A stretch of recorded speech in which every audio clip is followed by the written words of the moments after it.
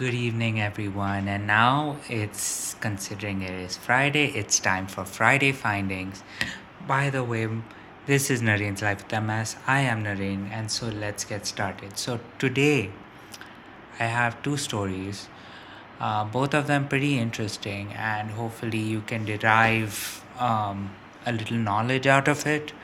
Maybe something that, you know, um, not only concerns um, not only concerns your health, especially if you are an MS patient, but also considers your family's health so that you can make sure that, in future, or at least to ensure that in the future, um, you know, there won't be a higher risk of multiple sclerosis existing in your family. You can always try and make sure that, you know, you're following certain protocols that do help do help you.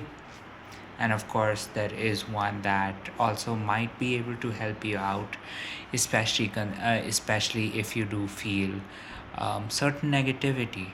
And of course I will go over all of that. So with that said, let's get started.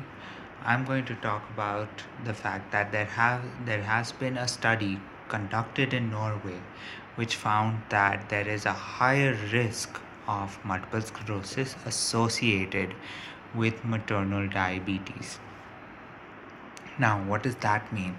That means that when we are talking about, you staying healthy, especially when you have a disease like multiple sclerosis or any other autoimmune disease, other medical conditions or really your predecessors family history of diseases actually do take a little bit of factor when determining your risk of multiple sclerosis. Now, is there a very specific link? I mean, on reading this article, it does seem like there is a certain correlation in relation to maternal diabetes increasing the risk of MS.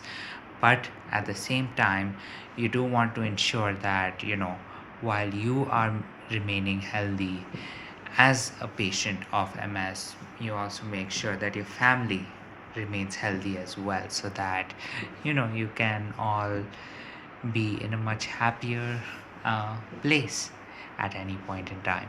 So with that said, the one thing you should always fixate about yourself and as well as and your family as well is, of course, to stay healthy, to ensure that certain diseases, especially lifestyle diseases such as diabetes, um, do not create as big of an impact. I mean, yes, I am one of those people who does enjoy sugar, and generally I am the kind of person who you know cannot stop at just one piece of candy or chocolate when it comes to sugar.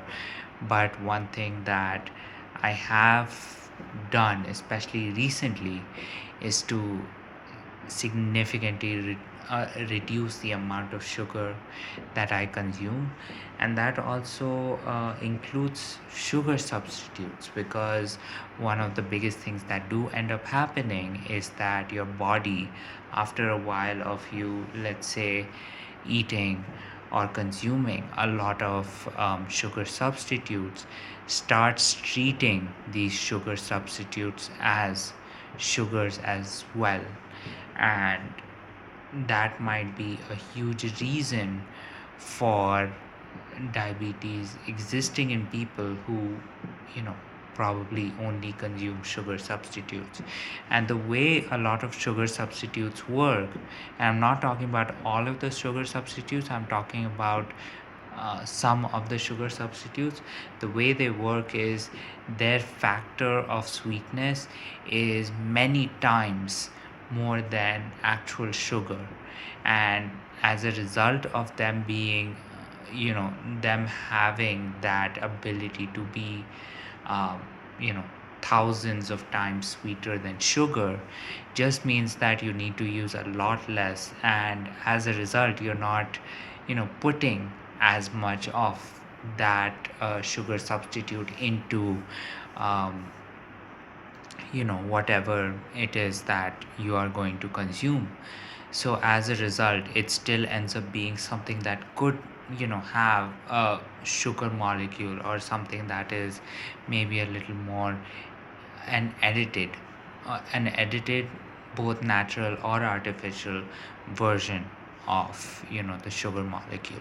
So that is one thing that I did want to discuss. So definitely one thing to do is to not only make sure that you are remaining healthy, but your family as well is ensuring that they are remaining healthy. And of course, if you are of the age of having kids, or your siblings or other people in your family are having children, you should just make sure that you are um, encouraging them to stay healthy, to ensure that they are not getting into lifestyle diseases such as diabetes, so that they run the risk of their children actually having that higher risk of contracting MS.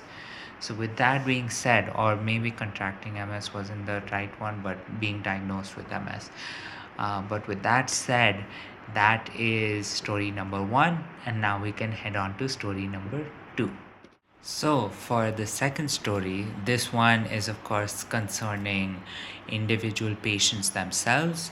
Is that brief biofeedback protocols actually do improve stress in individuals that actually do have MS. And this is a study that was conducted uh, with a few patients over the course of a few days. I think there was 4 days that were discussed, where they conducted meditation, they conducted certain things that would end up calming their minds, and it ended up showing that there were positive outcomes as a result of that. Now, I mean, I don't think this is something that is very, very little known, that, definitely doing certain things like yoga, meditation, of course, breathing exercises do actually help calm you down and do end up actually relaxing you quite often. As a person who tends to have certain times when I hyperventilate myself, I do tend to find that doing something that does induce a more calming sensation, like meditation, like slow breathing, does end up making me feel a little better.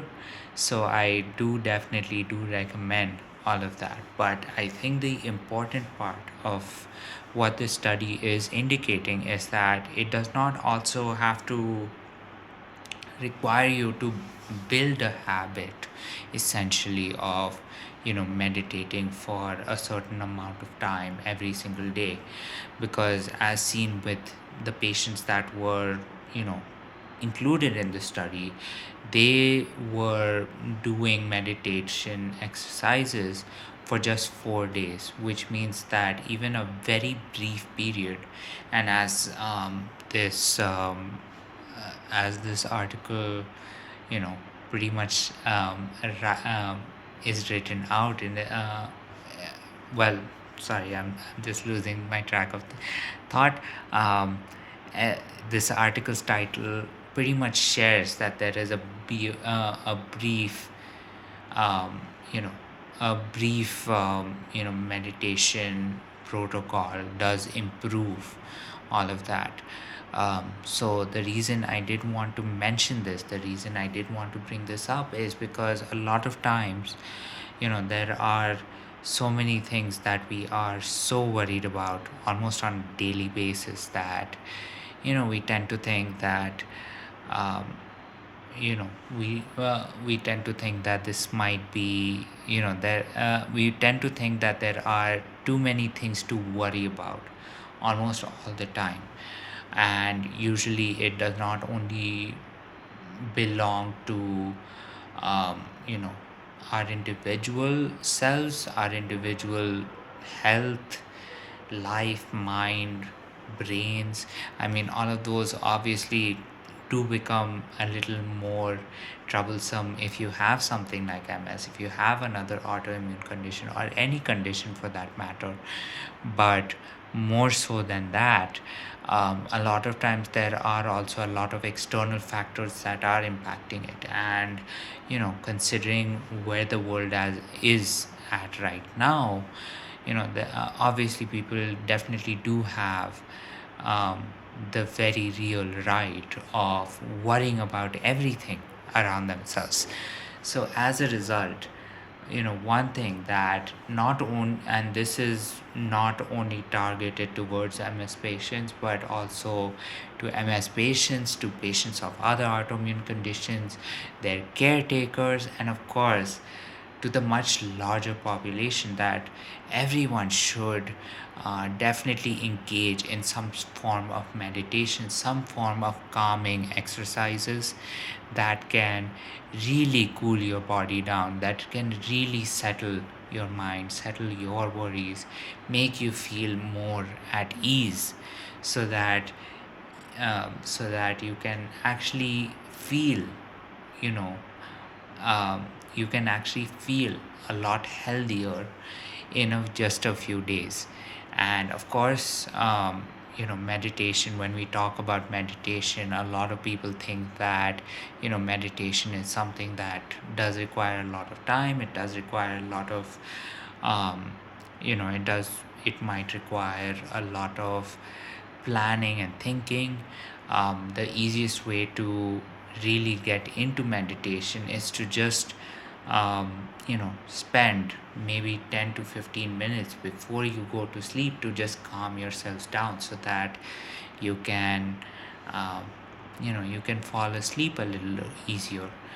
And that might actually be the first way that you start the meditation, you start all of these relaxing exercises. In fact, I think the article mentions protocols, and I think that is a much better word to use, even though it sounds very scientific, than exercises, because exercises usually brings up this idea of you doing something physical to pretty much tire yourself out. But essentially, what you're doing is pretty much all up here, and the only thing you're aiming to do is just calming yourself down, to cool yourself off essentially, so that your mind, your body, and essentially it is your mind that is pretty much allowing your body to relax a little easier, to pretty much feel a little more relaxed, so that you definitely can feel a lot better with the rest that you're getting from these meditation sessions. So with that said, I hope you did like um, story number 2, and I do hope that if you are not doing it right now, that you do take a little bit of time, you do spend a little bit of time just listening to something relaxing, or just practicing meditation right before you go to sleep, so that your own mind does feel more at ease. I know I'm going to try that myself, so that I can ensure that I have a much better night of rest, at least for tonight. And then if I do like the effects of it, I am going to continue trying it as many days as possible. So that is, of course, story number 2. So I hope you did enjoy both of these stories that I shared with you. Of course, the links will be in the description for you to actually read both the articles, to pretty much get your own ideas about it. And if you do get certain ideas that I might not have discussed in this video, you can definitely share them in the comment section so that we can get a conversation started. Or if you do have certain insights on either of the articles or anything that I said, if you do have any feedback to provide, if you do have any experiences to share, you can definitely do share them with me in the comment section so that I can definitely read it, comment on it, and we can get a conversation started right then and there, so that um, so that we can definitely both increase our own idea of what these articles are discussing, and what your own what and I can also even improve my line of thinking regarding these two articles. So, with that said, I do want to wish you a good night. I do know that it is Friday, so I do hope you have a great weekend lined up, that you have a lot of things planned for this weekend. I know one thing is definitely right there on the cards, which is I am going to be sleeping for a very long time. I do need to catch up on quite a bit of sleep, even though I think this week I have had probably better sleep than I have had, at least in the past couple of weeks. But with that said, I do expect to sleep a little more. And considering that over the past, I want to say 2 weeks, my house has been um, undergoing renovations, it will be a nice thing to, definitely see a new and improved house, um, you know, for myself as well. So, with that said, I do wish you a good night. I do wish you sweet dreams. And of course, I will catch you tomorrow. And with that said, thank you so much for watching, and see you tomorrow. Bye.